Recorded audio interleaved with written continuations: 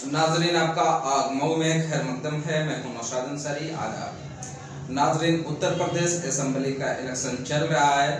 आज मऊ से सिंबल भी मिल गया है और मऊ असेंबली 356 से कुल 13 उम्मीदवार मैदान में हैं, जिसमें से एक नौजवान लीडर जिसको हिंदुस्तानी कम्युनिस्ट पार्टी ने जिस पर भरोसा किया है, कामरेड फखरे आलम साहब, आज हमारे ऑफिस पर आए हैं। सबसे पहले हम उनका खैर मकदम करते हैं और उनसे ये जानना चाहते हैं कि फखरे आलम साहब, हिंदुस्तानी कम्युनिस्ट पार्टी ने आपके अंदर कौन सी सलाहियत और कौन सी खूबी देखी जो आपके ऊपर एतमाद की? जी, सबसे पहले तो मैं आपको शुक्रिया अदा करना चाहूँगा कि आपने अपना समय दिया और उस काबिल समझा कि मैं आपको इंटरव्यू दे सकूँ।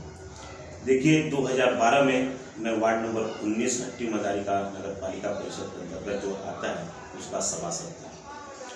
उसके बाद 2017 में फिर से मैं पुनः सभासद निर्वाचित हुआ और मैं अपने क्षेत्र का काम भी किया, जिस और कुछ सारा समस्याओं को लेकर जो पिछला मेरा कार्यकाल था वो भी संघर्ष वाला था। तो मैं चेयरमैन के खिलाफ, उनके करप्शन के खिलाफ, अधिकारियों के खिलाफ धरना प्रदर्शन का जो भी माध्यम था, जो संवैधानिक तरीका था, उसके खिलाफ मैंने लड़ा। उसके बाद फिर नगर पालिका में वही सिस्टम, फिर मैंने लड़ाई स्टार्ट किया। इन सबों से प्रभावित होकर भारतीय कम्युनिस्ट पार्टी की जो जिला कौंसिल है हमारे काम को देख रही थी और यहाँ पे जरूरत था। उन्होंने महसूस किया कि नौजवानों की क़यादत के लिए कोई नौजवान होना चाहिए। तो उनको कुछ समझ में आया कि नहीं, ये लड़का जो है लड़ सकता है, अपने समाज के लिए कुछ कर सकता है, इस क्षेत्र के लिए कुछ कर सकता है, जो क्षेत्र एकदम पिछड़ा हुआ क्षेत्र हो गया है कुछ सालों से। उन्होंने फैसला किया। आज कामरेड साहब, आपने नौजवान की बात की, तो आज मऊ असेंबली में बेशतर आप देख रहे हैं अब्बास अंसारी हो, माधवेंद्र बहादुर सिंह हो, मुनव्वर अली हो, भीम राजपाल हो, सारे के सारे विक्रमजीत सिंह जो आम आदमी पार्टी से हैं, अशोक सिंह, ज्यादातर लोग नौजवान हैं। तो क्या अब्बास अंसारी का मुकाबला कामरेड फखरे आलम कर पाएंगे? एक बात बताइए, कैसा मुकाबला? कोई मुकाबला नहीं है। न हमारे उस क्षेत्र के हैं। अब 25 सालों से तो उनके पिताजी का कारनामा यहाँ के लोग देख चुके हैं। हमारा जो मऊ जिला, मऊ विधानसभा है वो वीरान पड़ा है। एक बात बताइए, यहाँ पे एनआरसी के दौरान जो हमारे नौजवानों के ऊपर पुलिस की ज्यादती हुई, ये कहाँ थे भैया? क्या भीम राजभरी साहब कहाँ थे? वो तो बगल के एक पड़ोसी विधानसभा, घोसी विधानसभा के अंतर्गत वाले क्षेत्र से आते हैं। जिनका भी आपने नाम लिया वो लोग कहाँ थे? कोई नहीं था। यहाँ पे कोरोना काल में मैयत हुई, लोग मारे गए गैस के अभाव में, ऑक्सीजन के अभाव में, ये लोग कहाँ थे? यहाँ पे अगर किसी के दुख दर्द में शामिल हुआ तो यहाँ का नौजवान और यहाँ के लोग शामिल हुए, जिसमें मैं भी शामिल था। जो भी हमारे पास संसाधन था, मैंने यहाँ के लोगों का सहयोग किया बेगर प्रचार के। जो हमारे क्षेत्र के लोग, मऊ नगर के लोग भी देख रहे थे, जो भी हमारे अंदर क्षमता थी। तो मैं पूछना चाहूँगा, आप तो चुनाव लड़ने आ गए, 5 साल थे कहाँ? हर प्रत्याशियों से पूछना चाहूँगा। अब 25 साल का तो रिकॉर्ड सामने है आप लोगों के। 25 सालों से अब्बास अंसारी साहब का आप नाम लिए हैं कि उनके पिताजी जो इस मतलब डर की वजह से चुनाव नहीं लड़ रहे। किससे डरते? यहाँ के अवाम से। किसी आप ये कहना चाह रहे हैं कि हार के खौफ से डर? जी जी जी, वो जान रहे थे कि इस मतलब रिकॉर्ड मतों से चुनाव उनको हारना था। बस अपनी इज्जत को बचाने के लिए अपने लड़के को बलि का बकरा बना। आप कैसे ये कह सकते हैं? 5 बार से वो एवले रहे हैं और जब उन्होंने चुनाव लड़ा है वो जीत हासिल की है। एक बार पार्लियामेंट का चुनाव जो पहली बार लड़े थे उसमें शिकस्त उनको हुई थी, लेकिन जब से वो असेंबली का इलेक्शन लड़े उसके बाद से लेके अब तक वो शिकस्त नहीं खाए हैं। तो आप इतने दावे से कैसे कह सकते हैं कि वो हार रहे थे? एक देखिए, आप भी मेरे ख्याल से यहीं के हैं, मऊ नगर के रहने वाले हैं। आप भी जानते होंगे कि 25 सालों से कैसे ये चुनाव लड़ रहे थे। 3-4 महीने पहले से, उस दौरान भी चुनाव आयोग बहुत टाइट था। उस दौरान भी चट्टी चौराहे पे नारा लगा करता था, शेर आया शेर आया शेर आया। आज वो शेर वाला नारा जो उनके पिछलग्गू लोग थे दूम बिल में घुस चुके हैं। जो बड़े बड़े ताजदार थे, जो पूंजीपति थे, वो गायब हैं। वो जान रहे हैं कि भैया ये इनके साथ रहने का मकसद है कि सिर्फ बर्बादी, क्योंकि लोग उनसे सवाल पूछ रहे हैं, जो इनके साथ थे यहाँ के मतदाता उनसे सवाल पूछ रहे हैं कि आपके कहने पे हम लोगों ने वोट दिया, हमारे कौन सी समस्या का समाधान हुआ। यहाँ पे दो मिले वीरान पड़ गई। एक बात बताइए, यहाँ पे एजुकेशन के बारे में क्या है? कोई राज्य की मतलब विद्यालय नहीं है। यहाँ पे लड़कियों की शिक्षा के बारे में क्या है? वो तो अल्लाह का करम है कि हमारा जो मऊ नगर है और मऊ जनपद है, यहाँ की जो नौजवान पीढ़ी है वो अपने संसाधनों से दूसरे प्रदेशों में, दूसरे जिलों में जाके, आजमगढ़ में, दूसरे जगह जौनपुर में जाके शिक्षा ग्रहण कर रही है। लेकिन हमारे मऊ में क्या है? ये तो तालीम का गढ़ हुआ करता था। यहाँ पे आवाज गूंजा करती थी विधानसभा में। यहाँ जैसे लोग कहते हैं कि मुख्तार अंसारी हम माइनॉरिटीज का बहुत बड़ा चेहरा है और लोगों की एक ख्वाहिश होती है कि मुख्तार अंसारी का रहना ही काफी है। कैसे समझते हैं आप इसको? वो दिन बीत चुके हैं, वो दिन बीत चुके हैं। इसलिए एक शुरुआत में इनकी रॉबिन हुड वाली शैली थी। रॉबिन लोग सोचे कि ये आएंगे तो कुछ समस्याओं का समाधान करेंगे, लेकिन निराशा हाथ लगा। आप देख रहे हैं कि यहाँ पे बुनकर, खासतौर से बुनकर, हमारा बुनकर लोग हैं, हमारा जो जिला है बुनकर बहुल्य क्षेत्र है। और खासतौर से मऊ जो विधानसभा है वो तो यहाँ पे बुनकरों की तादाद है लाखों की संख्या में। आज बुनकरों के ऊपर, मैं भी बुनकर हूँ, मेरा परिवार भी नरी नारा करता था, मेरे घर 3-3 लूम हुआ करते थे। फिलहाल एक लूम है, मेरे पास पासबुक था। मेरी माँ, मेरे बाप समझिए कि परेशान रहते हैं बिजली पासबुक को लेके। इनका क्या फर्ज था? यहाँ के जो सही मानों में जो जिम्मेदार नेता नहीं थे उन्होंने आंदोलन किया, लेकिन एक बार भी कभी बुनकरों के सवाल को लेके, जो बुनकरों का वोट लेते थे, बुनकरों की बात को कभी विधानसभा में इन्होंने रखा। ये लोग सवाल पूछ रहे हैं, अब पूछना भी चाहिए, क्योंकि उनको जवाब देना है, इनको वापस जाना है। और यही मऊ की जनता, क्योंकि अब इनके पास कोई सवाल नहीं, कैसे आप वापस भेज पाएंगे? आप कम्युनिस्ट पार्टी से हैं, जिनके नजरिए हैं कि पैसा नहीं खर्चा करेंगे, हम प्रचार करेंगे, लोगों से मिलेंगे। कम्युनिस्ट पार्टी का धीरे धीरे ग्राफ कम हो गया है और आज आप आए हैं और आप भी पैसे को लेके तरजीह नहीं देते हैं, जबकि लोग एक लोग पैसा इतना ज्यादा खर्च करते हैं। तो ऐसे में आप अपने को कहाँ पाएंगे? पैसा कोई मायने नहीं रखता, हौसला होना चाहिए, संघर्ष होना चाहिए। पैसे को देखते हुए हम अपने विधानसभा का हालात देख रहे हैं, जो हमारा नौजवान तबका समझ चुके हैं कि सही मायनों में पैसे के लेके, जो वो पैसा ही तो मेन अहम कड़ी थी उनको चुनाव जीतने के लिए। पैसा देते थे, मऊ नगर को छोड़ के खासतौर से प्रधान ब्लॉक में पैसा देते थे, रतनपुरा ब्लॉक में पैसा देते थे। आज स्थिति क्या है? पैसे का यहाँ का नौजवान पीढ़ी समझ चुका है कि पैसे से कुछ होने वाला नहीं है, कब तक हौसला नहीं है। और ये इस मतलब इनका कोई भी साम दाम दंड भेद कुछ चलने वाला। अब फेसबुक और व्हाट्सएप पे इनके खिलाफ तो हैशटैग चल रहा है कि भगाओ, इसलिए क्योंकि करे क्या है, कुछ नहीं किए। हमारा जो ये विधानसभा है वीरान हो गया है। अच्छा, जब भी इनका मामला आता है, चाहे इनके वालिद मोहतरम रहे हों या ये रहे हों, इनके साथ क्या किस्मत अच्छी है कि ऐसे जमात से ये आते हैं, कभी अलायंस होता है और कभी को अपना अलायंस बना लेते हैं, जिसकी वजह से वो कामयाब हो रहे हैं।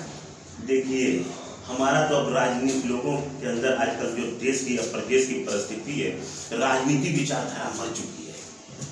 आजकल कहीं ना कहीं हम भी कसूरवार हैं, और मैं बहुत ही यहाँ की जनता के साथ कहना भी चाहूँगा कि आप भी सोचिए, लोगों से कहना भी चाहूँगा, क्या ऐसे नेता जो दल बदलू किस्म के होते हैं, जो अपने स्वार्थ के लिए दूसरे दलों में जाते हैं और हम लोगों को झूठा आश्वासन देते हैं कि अपने समाज के लिए, अपने समुदाय के लिए मैंने दल बदला, लेकिन वो अपने समुदाय के लिए, अपने क्षेत्र के लिए दल नहीं बदलते हैं, बल्कि अपने मफाद के लिए दल बदलते हैं। और उसका कुल मिलाकर आप एक इल्जाम लगा रहे हैं कि मौका परस्ती की सियासत कर रहे हैं। जी, पूरी मौका परस्ती। कौवे बनाए, कौमी एकता दल बनाए, हिंदू मुस्लिम एकता दल बनाए, बसपा में गए, उसके बाद फिर कांग्रेस सपा में आए, फिर बसपा में गए, फिर भारतीय समाज पार्टी में आए। कि क्या है? मौका परस्ती नहीं है, क्या है? अब अभी कुछ दिन पहले वीडियो में देख रहा था, उनके छोटे साहबजादे उमर अंसारी साहब, वो बयान दे रहे थे कि मैं 23 साल का नौजवान लड़का, 21 सालों से बाप से महरूम हो गया। भैया कैसा महरूम हो गए। यहाँ के जो पढ़े लिखा हमारा नौजवान है, अभी कुछ दिन पिछले चुनाव की बात बता रहा हूँ, यही औरंगाबाद में। मतलब आप ये कहना चाहते हैं कि जो अंसारी बिरादरान हैं इमोशनल कार्ड खेलते हैं? जी जी जी, ये भावुकता के वजह से चुनाव जीत रहे थे, एक से एक बराबर। कभी इनका ये था, इनके लड़के आते थे, अब तो माशाल्लाह आप जवान हो गए, चुनाव भी लड़ रहे हैं, कि मैं अपने वालिद मोहतरम के साथ सेवई भी ईद का नहीं खा सका। तो हमारे नौजवान और यहाँ की मऊ की जनता सब जान रहे, सब देख ली कि भैया ये चलने वाला नहीं है। कभी एम्बुलेंस का दिए कि यहाँ के आवाम के लिए एम्बुलेंस भी दी, कभी अंसारी पब्लिक स्कूल का दिए, तो कभी दिए कि वहाँ पे यूनिवर्सिटी बनेगा, कॉलेज बनेगा, गोदाम बना दिए। अब कह रहे हैं कि मैंने मस्जिद बनवा दिया। तो मस्जिद मंदिर की तो राजनीति नहीं चलने वाली है भैया। हमारे माशाअल्लाह अल्लाह का करम है कि यहाँ पे बहुत सारी मस्जिदें हैं और लोग भी इबादत भी करते हैं मस्जिदों में और करेंगे भी, कोई जरूरत नहीं है। लेकिन फिर भी कैसे नौजवानों का जुनून उनके साथ अब नहीं है। कुछ पिछलग्गू किस्म के लोग हैं जो उनके साथ हैं, कुछ आपसी मफाद के लिए साथ में। और उनसे मैं आज भी तो कहना चाहूंगा और लोगों को समझा भी रहे हैं कि आप अपने घर के लोगों का चुनाव करें।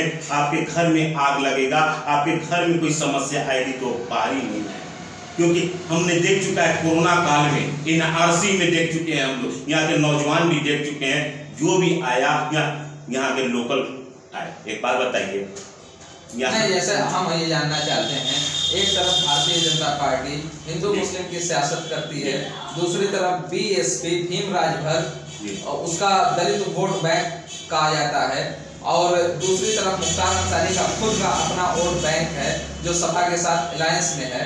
तो कम्युनिस्ट पार्टी के पास जमीन पे कुछ नजर नहीं आता, ऐसे में आप कैसे मुकाबला कर पाएंगे? जी, हमारा संघर्ष और हमारा इतिहास जो सुनहरा दौर था कम्युनिस्ट पार्टी का, एक दौर था कि हम लोग अपने संघर्षों के बदौलत कभी विधानसभा का घेराव किया करते थे, तो यहाँ पे बुनकरों के लिए बहुत सी योजनाओं का ऐलान किया गया। कांग्रेस की हुकूमत थी, हम अपने संघर्षों के बदौलत यहाँ पे प्रशासन को जमीन पे लाने का काम करते थे। वो एक सुनहरा दौर था। हम अपने संघर्षों के बदौलत 2-2 कारखाने का निर्माण किया गया। कोई सत्ता पे नहीं थे, लेकिन कम्युनिस्टों के आंदोलन की वजह से ही हुआ। इंदिरा गांधी ने जिसकी नींव रखी। कभी ये जो मऊ हमारा नगर मैनचेस्टर कहलाता था, उसमें कम्युनिस्टों का कहीं ना कहीं रोल था, क्योंकि ये लोग इन्होंने संघर्ष, कम्युनिस्ट आंदोलन मजबूत था तो ये स्थिति नहीं थी। यहाँ के लोग देख रहे हैं, ये देख रहे हैं कि सही मानों में देश में लड़ने वाली कौन सी पार्टी है। तो हमें यकीन है, भरोसा है अपने अवाम के ऊपर, अपने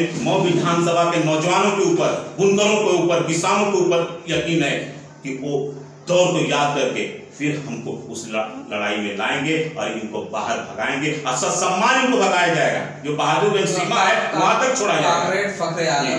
क्या होंगे मुद्दे आपके, किस मुद्दे को लेकर लोगों के बीच जाएंगे? जी, सबसे बड़ा मुद्दा जो है जिससे मैं भी परेशान हूँ, मेरा निजी स्वार्थ भी है, बिजली पासबुक। जो हमारी समस्या है बिजली पासबुक, विधानसभा में आवाज उठाया जाएगा, उसके बाद नई समस्या का समाधान होगा तो जन संघर्ष के माध्यम से हल करवाया जाएगा। बहुत बड़ी आबादी नदी उस पार रहती है, वहां पे आप देखे होंगे छोटे छोटे बच्चे नाव के सहारे स्कूल आते हैं इस पार। वहां पे 25 सालों से या उससे पहले भी किसी भी जनप्रतिनिधि, अब तो वहां पे अच्छी खासी आबादी भी हो गई है, लेकिन हमारे जनप्रतिनिधि का नजर नहीं गया, ना हमारे सांसद का गया, ना हमारे विधायक का गया। अगर हमारे विधायक जी चाहते तो इनके जीते वाले बहुत सारे सांसद थे। चंद्रदेव राजभर को इन्होंने जिताया, बालकृष्ण चौहान को इन्होंने जिताया, एक मरतबा इनको अतुल राय को इन्होंने जिताया। उस समस्या का समाधान कर सकते थे। हमारा रतनपुरा क्षेत्र, मैं वहां पे जाता हूँ, आजकल डेली जा रहा हूँ, जो देख रहा हूँ बहुत ही सारे तो क्षेत्र थे कि मैं कभी गया नहीं, ये हमारे मऊ में है, ये हमारे विधानसभा के अंतर्गत ये क्षेत्र देख कर चंबा महसूस हो रहा है कि कैसे लोग रह रहे हैं। तो सब मुख्तार अंसारी की बात करते हैं तो वहीं हम दूसरी तरफ आपको ये भी बताना चाहते हैं कि उत्तर प्रदेश में योगी आदित्यनाथ की सरकार, सेंट्रल में नरेंद्र मोदी जी की सरकार, दो सरकारें स्टेट और सेंट्रल दोनों सरकारें बीजेपी की, और एक ओवरब्रिज जो मऊ का मेन ओवरब्रिज है बाल निकेतन वाला, वो नहीं बन पाया। तो आप कैसे मुख्तार अंसारी से उम्मीद कर सकते हैं? जी, यहाँ वही यहाँ के जो जनप्रतिनिधि हैं 25 सालों से लापरवाह हैं। भाजपा के डर से हम लोग वो लोग तो चुनाव जीते कि भाजपा जीत जाएगी, भाजपा जीत जाएगी। मुख्तार अंसारी तब भी मऊ का चुनाव जीते तो भाजपा के डर से चुनाव जीते। आज हमारा भाजपा का कोई विधानसभा में डर नहीं है। वजह ये है क्योंकि ऑलरेडी दोनों मुख्तार और भाजपा दोनों एक सिक्के के पहलू हैं। बहुत लगा रहे हैं। हाँ, 60 गांठ का इल्जाम लगा रहे हैं, एक सिक्के के दो पहलू। जी जी, इसलिए मैं कहना चाहूंगा, आप भी मऊ नगर के रहने वाले हैं। अभी साल भर पहले, 1 वर्ष पहले की बात बता रहा हूं, इनके जो खास लोग हुआ करते थे और आज जो इनके दल में शामिल हो गए हैं, इनको चुनाव जिताने के लिए, अपनी कुर्सी को बचाने के लिए, चेयरमैनी का ख्वाब देखने के लिए, ये इनके बहुत सारे लोग और इनके खास लोग मुख्तार का नाम अगर आ जाता था तो चिढ़ जाते थे, कहते थे कि मऊ का दुर्भाग्य है, यहाँ की आम जनता मुख्तार का नाम भी लेना पसंद नहीं कर रही थी। इसलिए लेकिन एक बात बताइए, जो इनको लाया गया पंजाब से, जो मुख्तार का नाम निशान मिट चुका था, इसको हाईलाइट भाजपा द्वारा किया गया, इसलिए क्योंकि पूर्वांचल में दूसरे धर्म के लोगों को, दूसरे को दिखला के, मुख्तार का हुआ दिखला के उनको वोट बैंक लेना था, उनको बनाया गया। मुख्तार के लोगों पे सीधे योगी सरकार की कार्रवाई रही है और आप इल्जाम लगा रहे हैं। एक बात बताइए जी, एक बात बताइए, मैं जिस वार्ड का सभासद हूँ, हट्टी मदारी का, नाम के साथ बतला रहा हूँ, एक फैला तुलसी साहब का मकान है, उनका मकान उनको ध्वस्त किया गया कारखाने को। मुख्तार से तो दूर तक उनका वास्ता नहीं था, बहुत पुराने कम्युनिस्ट थे, बाद में समाजवादी हो गए। एक बात बताइए, पलाई वाले का था, दूर से तो संबंध नहीं है। गाजीपुर तिराहे पे ईसा भाई का था, दूर से संबंध नहीं था। लेकिन पेपर में क्या दिया था, समाचार पत्रों में क्या दिया था कि मुख्तार के गुर्दों का मकान ध्वस्त। यही समाचार मिर्जापुर भी जाता है, यही न्यूज़पेपर गाजियाबाद भी जाता है, प्रदेश के दूसरे जिलों में भी जाता है। उसको लगा, एक वर्ग के लोगों को लगा, क्योंकि मुख्तार को दिखाया गया कि मुसलमानों का मसीहा, और वो दिखाया कि मऊ में अन्य बिरादरियां मुख्तार से खौफजदा हैं। लेकिन उल्टा है। मैं बतला दूं कि ठेका पट्टा जो भी होता है, या उनके खास ठेकेदार जो हैं, आपको तो बात मैं दूसरी तरफ घुमा रहा हूं, लेकिन अन्य बिरादरियां के लोग, इनके बिरादरी के कोई लोग नहीं है, मऊ का कोई मतलब कोई ठेकेदार नहीं है जो इनके टाइप 5 मतलब टॉप 5 में हो या टाइप 10 में जी। लेकिन दिखाया गया खौफ कि देखो, जो एक मुसलमान का, हम जो मुख्तार के गुर्दे हैं, उन लोगों का मकान को ध्वस्त किया जा रहा है। आप गुर्दे की बात कर रहे हैं जी, लेकिन आप मुख्तार पे जो हमलावर हैं, वहीं दूसरी तरफ देखें कि मुख्तार अंसारी और उनके बड़े भाई अफजाल अंसारी की जो सियासत शुरू हुई है, आपकी आइडियोलॉजी कम्युनिस्ट पार्टी से उनकी सियासत निकाल दिया गया ना, उनको निकाल दिया गया। वजह यह है, सरजू पांडे जी हमारे प्रदेश सेक्रेटरी हुआ करते थे, तो अफजाल अंसारी साहब तो सही मानों में कम्युनिस्टों ही से सीखे। उसके बाद उन्होंने पार्टी छोड़ दिया, उनके अंदर आ गया कि मैं मिनिस्टर बनना है, सपा का दौर था, मुलायम का थोड़ा सा प्रभाव बढ़ रहा था, उस दौरान उन्होंने पार्टी छोड़ दिया और मुख्तार अंसारी साहब को निकाला गया, क्योंकि उनका उस दौरान भी चरित्र जो पार्टी के लोग देखे कि ठीक नहीं है, हमारे पार्टी के लायक ये नहीं है, उनको निकाल दिया गया, क्योंकि ऐसे लोगों की कोई जरूरत हमारी नहीं थी। उसके बाद ये बाद में बहन मायावती की पार्टी बहुजन समाज पार्टी से है, घोसी लोकसभा से। पहला तो मैं वहाँ से गाजीपुर से भी लड़े कम्युनिस्ट पार्टी से, मेरे ख्याल से सेकंड फाइट भी किए थे। उसके बाद से इनको निकाल दिया गया, क्योंकि उनके क्रियाकलाप कुछ दूसरे टाइप। आपको नहीं लगता कि जो पूर्वांचल में कम्युनिस्ट पार्टी का एक वजूद था, अंसारी परिवार का उस पर असर था, वो खत्म हुआ तो कम्युनिस्ट पार्टी कमजोर होगी? नहीं, ऐसा कुछ नहीं है। अंसारी, ये कम्युनिस्ट पार्टी अपना का वजूद किसी व्यक्ति विशेष की वजह से नहीं होता है। ये कम्युनिस्ट पार्टी, एक आंदोलन होता है, और कम्युनिस्टों का आज भी आंदोलन जारी है। हम लोग खत्म होने वाले नहीं है। जहाँ अन्याय है, जहाँ शोषण है, जहाँ गरीबी है, जहाँ पे भुखमरी है, जहाँ पे सरकारी अत्याचार है, वहां पे कम्युनिस्ट पार्टी है। जब तक ये रहेगा तो कम्युनिस्ट पार्टी जिंदा है, किसी भी रूप में हो हम जिंदा रहेंगे। क्रांति का दूसरा नाम है। आखिरी सवाल कि कॉमरेड फखरे आलम पे नौजवान क्यों भरोसा करे?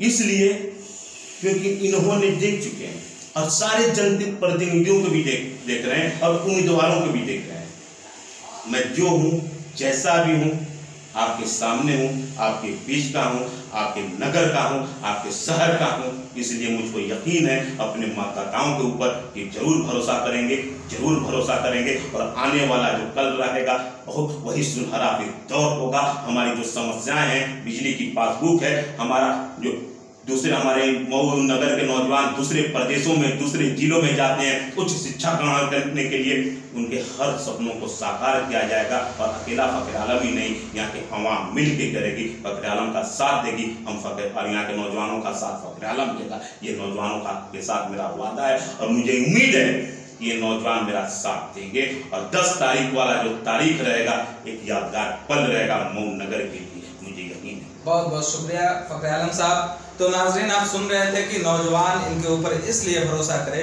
कि ये अपने मऊ ज़िले के हैं, मऊ शहर के हैं। और सबसे बड़ी बात यह है कि ये तहरीक चलाते हैं, जद्दोजहद करते हैं और लोगों के मसाइल को लेकर संघर्ष करते हैं, लड़ाई करते हैं और उसके हल कराने की पूरी कोशिश करते हैं। इसलिए इनको भरोसा है कि मऊ का नौजवान इनके ऊपर एतमाद जाहिर करेगा। अब आने वाले वक्त में नौजवान या बुजुर्ग कितना एतमाद जाहिर करते हैं इस पर अभी कुछ नहीं कर सकते, कब वक्त होगा। ये तो फैसला 7 तारीख को ही होगा कि फखर आलम पर मऊ का नौजवान कितना एतमाद करता है। बहरहाल हम आपको आगे भी ऐसे ही अपडेट देते रहेंगे। तब तक के लिए हम आपसे इजाजत चाहते हैं। अल्लाह हाफिज।